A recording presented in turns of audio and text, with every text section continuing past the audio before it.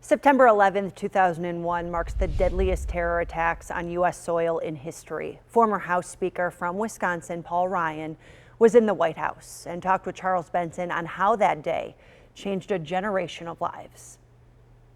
Paul Ryan was a young second-term congressman from Janesville in 2001 and was at the White House for a budget breakfast meeting that fateful day.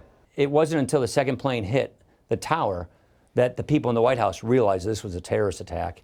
Ryan rushed back to his congressional office to see smoke rising from a hijacked plane that had crashed into the Pentagon. How did that day change you?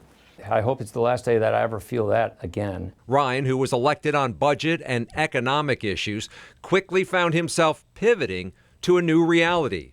It changed everything for all of us. And so all of us in Congress carved our own roles in how we can make a difference in the war on terror, we called it in those days.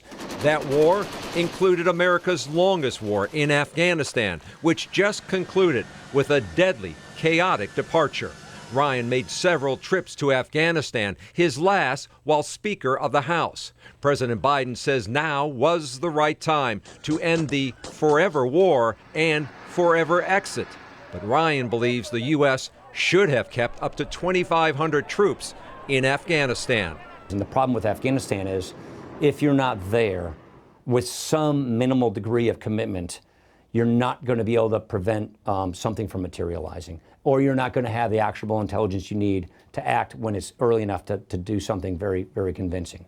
But Ryan knows the sacrifice has taken a toll on so many. An entire generation of Americans since 9/11 changed the course and the trajectory of their lives to keep us safe. Some paid the ultimate sacrifice, and it's really important that we never forget this. During the 15th anniversary, Speaker Ryan said it was important that the stories of 9/11 are passed on to generations to come, saying, quote, "They may not fully understand the horror of it all, but they can admire the heroism." Charles Benson, TMJ4.